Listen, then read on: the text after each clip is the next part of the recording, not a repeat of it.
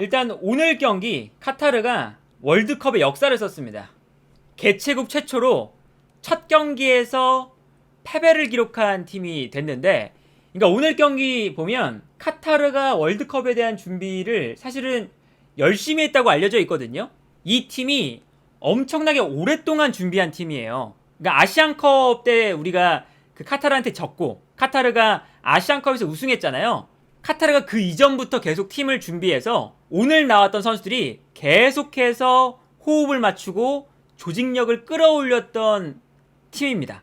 단적으로 이제 이야기를 해보면 오늘 경기에 나왔던 11명의 선수 중에 6명이 알사드, 3명이 알두하일에서 뛰어요.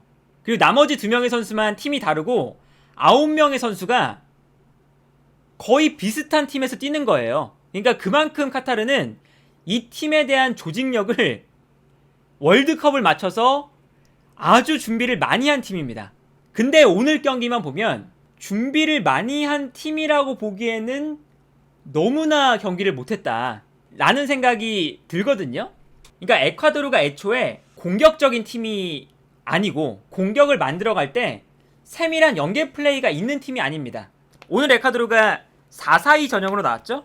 오늘 에콰도르가 선택했던 공격 방식은 아주 단순했어요.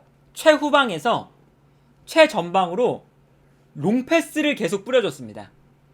특히나 이 후방에 왼쪽 라인에 있는 인카피에, 그리고 왼쪽 풀백으로 나오고 있는 에스투피냔, 이 두 선수가 패스가 좋은 선수들이거든요. 킥이 좋은 이 왼쪽 라인에 있는 선수들이 볼을 받은 이후에 앞쪽에 있는 에네르 발렌시아와 에스트라다, 이 두 명의 선수에게 계속 롱패스를 붙여줬습니다. 카타르가 에콰도르에 단순한 공격에 대응하지 못했던 이유가 크게 3가지가 있는데, 첫 번째는 수비 라인에서 인카피에나 에스투피냔이 롱패스를 뿌릴 때 압박이 거의 없었어요. 그러니까 이거는 어떤 게 있냐면 카타르가 라인을 끌어올려서 압박하는데 매우 부담감을 느꼈다는 이야기거든요. 그리고 이 앞쪽에 에네르 발렌시아와 에스트라다가 있으니까 이 에콰도르의 공격수들이 뒷공간으로 뛰어들어가는 이러한 플레이를 두려워하는 그런 모습들이 있었고, 그러다 보니까 카타르가 자연스럽게 수비 라인을 뒤로 물러나면서 전방 압박에 대한 모습들이 거의 없었습니다. 이 장면 보시면 에스투피냔이 볼을 잡을 때 카타르가 아무도 압박을 안 하거든요. 그래서 너무 편안하게 거의 프리킥을 차는 것처럼 앞선으로 패스를 뿌려줄 수가 있습니다. 여기서 두 번째 포인트, 에콰도르의 공격수들 에네르 발렌시아와 에스트라다, 이 두 명의 선수가 카타르 수비수들과 공중볼 싸움을 했을 때 압도적으로 승리하는 모습을 보여줬습니다. 그래서 이 단순한 패턴이지만 볼을 떨어뜨려주는 플레이가 계속 잘 이루어졌거든요. 그리고 여기서 세 번째 포인트, 세컨볼을 향해서 에콰도르가 달려 들어갔는데 여기서 카타르 선수들은 세컨볼에 적극적이지 않은 모습을 보여줬습니다. 세컨볼이 떨어지는데 카타르 선수들은 지켜만 보고 있고 에스트라다는 세컨볼을 향해 달려드는 모습이거든요.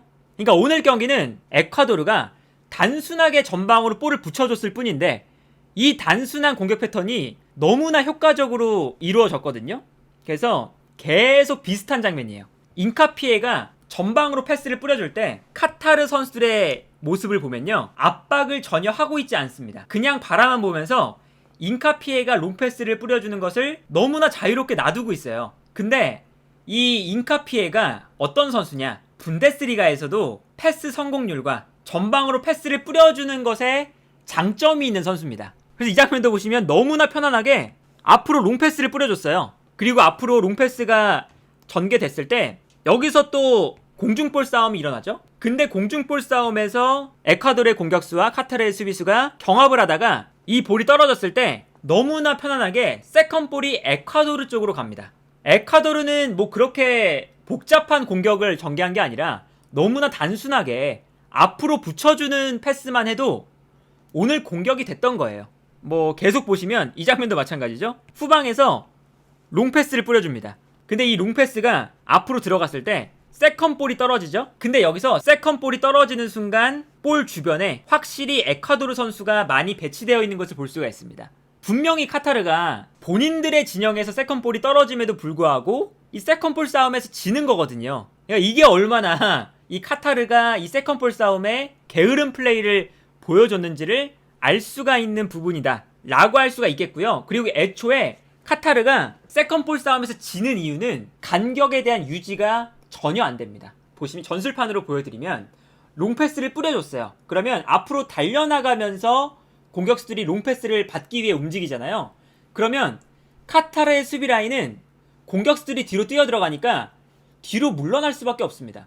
그렇게 되면 사실 세컨볼이 떨어지게 되면 간격이 벌어졌으니까 카타르의 미드필더 라인들은 내려와줘야 되거든요. 빠르게. 그래서 세컨볼에 대한 대비가 돼야 되는데 내려오질 않으니까 공간이 넓게 발생하고, 여기서 세컨볼이 떨어지면 에콰도르의 빠른 선수들이 달려나오면서 세컨볼을 차지할 수가 있게 되는 거죠.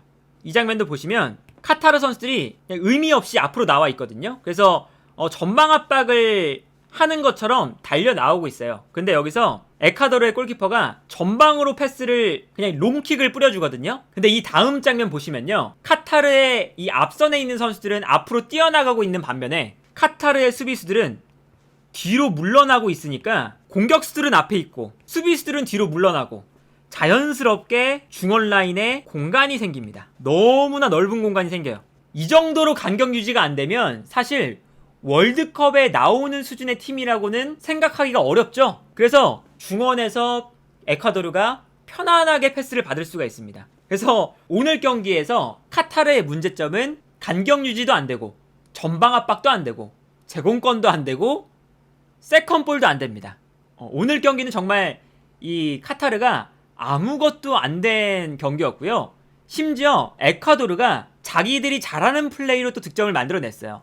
에콰도르의 장점은 수비 라인을 단단하게 만들어 놓고 빠른 역습이거든요. 뭐 공격을 할 때는 전방으로 볼을 붙여서 빠르게 라인을 올려서 전방 압박을 하지만 전방 압박을 하지 않을 때는 수비 라인을 뒤로 물러나서 아주 촘촘한 4-4-2 전형을 만들어요. 다만 여기서 수비 라인을 만들어 놨다가 카타르가 공격을 전개하다 끊길 때, 끊기는 순간 앞쪽에 있는 에데르 발렌시아, 에스트라다 이런 선수들이 빠르게 달려나가면서 이 수비 뒷공간을 공략하게 됩니다.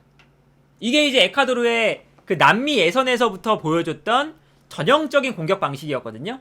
이제 이 장면 보시면 첫 번째 골 장면은 아닌데 에콰도르가 이렇게 아주 정돈되어 있는 4-4-2 전형으로 수비 라인을 만들어요. 그리고 여기서 카타르가 이 수비 라인 안으로 들어오기 시작하면 이때 기다렸다가 곧바로 압박을 진행하는 거죠. 그래서 이 장면도 카타르가 중앙에서 공격을 전개하다가 곧바로 이제 에콰도르의 수비에 둘러싸여서 볼을 빼앗기는 장면이거든요. 근데 여기서 빼앗기자마자 에콰도르는 빠른 역습이 진행됩니다. 첫 번째 골이 나왔을 때는 이렇게 카타르가 공격을 전개하다가 끊기다 보니까 곧바로 에콰도르가 공격을 전개하고 뛰어들어가는 에데르 발렌시아에게 패스. 이 장면도 사실은 너무나 패스가 쉽게 들어갔죠. 그리고 여기서 에데르 발렌시아가 뛰어들어가면서 1대1 찬스에서 골키퍼의 반칙이 나왔고, 여기서 이제 PK가 나왔는데, 이제 이런 것처럼 에콰도르는 하고 싶은 축구를 다 한 거예요. 단순하게 붙여주고 세컨볼 가져오는 그런 공격 방식으로도 공격을 하고, 그리고 자신들이 잘하는 수비 라인 내렸다가 끊어낸 다음에 빠르게 공격으로 올라가는 역습 패턴도 충분히 보여줬고, 거기서 또 득점도 나왔고요. 그리고 여기에 더해서 에콰도르가 원래 그런 팀이 아닌데 공격 작업도 꽤나 잘했습니다. 에콰도르가 라인을 올려서 압박을 잘했는데, 압박을 잘한 거에 더해서 카타르가 실수가 너무 많이 나왔어요. 카타르가 이제 아무래도 월드컵이라는 이 큰 무대에 익숙한 선수들이 없으니까 좀 긴장을 했는지 모르겠는데 수비 라인에서 실수가 너무나 많이 나왔거든요. 에콰도르와 카타르가 볼을 빼앗긴 위치예요. 에콰도르가 볼을 빼앗긴 위치를 보세요. 에콰도르는 카타르 진영에서 볼을 많이 뺏겼습니다. 이거는 공격을 하다가 볼이 차단당하는 그런 상황이 많았다는 것을 의미하고요. 반면에 카타르가 볼을 빼앗긴 위치를 보면 수비 라인에서 볼을 빼앗긴 횟수가 에콰도르에 비해 훨씬 많다는 것을 알 수가 있죠. 왜 이런 장면들이 많이 나왔느냐? 에콰도르가 압박을 할 때 카타르가 수비 라인에서 실수가 많이 나왔습니다. 너무 그냥 편한 상황이거든요. 너무나 쉬운 상황인데 여기서 패스를 보내줄 때 너무나 어이없이 패스미스가 나와요. 그래서 이 에콰도르 선수의 몸에 맞고 떨어지고, 이때 떨어지는 볼을 공격수가 받으면서 에콰도르의 결정적인 찬스가 나오는 장면이거든요. 이런 하나하나의 장면만 봐도 에콰도르가 압박을 막 엄청나게 강하게 한 것도 아닌데 카타르가 실수가 너무 많이 나왔습니다. 두 번째 골 나올 때 보시면요, 에콰도르가 사실상 압박을 그렇게 열심히 하는 장면도 아니었거든요. 압박을 들어오고 있긴 한데 분명히 여기서 카타르가 볼을 컨트롤할 수 있는 위치였어요. 근데 여기서 컨트롤 미스가 나오고, 여기서 미스가 나오면서 볼을 빼앗기니까 곧바로 에콰도르가 볼을 뺏어서 역습으로 공격을 전개할 수가 있었죠. 그리고 역습을 하는 과정에서 측면에서의 크로스, 그리고 중앙에 있는 에네르 발렌시아에게 크로스가 올라왔고, 에네르 발렌시아가 정말 예술적으로 돌려놓으면서 두 번째 득점이 나왔는데, 두 번째 득점 장면만 봐도 에콰도르의 압박이 그렇게 강하지 않았는데도 카타르가 계속해서 실수를 만들어내면서 공격 찬스를 내줬다. 그러니까 이게 엄청나게 문제인 거죠. 그러니까 오늘 카타르는 아무것도 못한 경기였고, 반면에 에콰도르는 자신들이 하고 싶은 경기를 너무나 편안하게 한 경기였습니다. 원래 카타르가 볼을 좀 점유하고 만들어가는 플레이를 좋아하는 팀이거든요. 그래서 오늘 경기에서 카타르가 점유율이 조금 더 높을 수도 있겠다 라는 생각을 했어요. 물론 이제 카타르가 에콰도르에 비해서 전력은 많이 떨어지지만 어쨌든 조직적으로 맞춰온 시간도 길고, 그리고 팀 자체가 볼을 점유하는 축구를 하기 때문에, 그리고 아시안컵에서 분명히 일본, 한국 이런 아시아의 강팀을 상대로 경기력적으로도 더 뛰어난 모습을 보여줬거든요. 그래서 카타르가 오늘 경기에서 에콰도르를 매우 고생시키는 경기를 하겠다 라고 생각을 했는데, 카타르는 오늘 경기에서 92년의 그 월드컵의 역사에서 개최국이 첫 경기에서 패배한 국가가 됐습니다.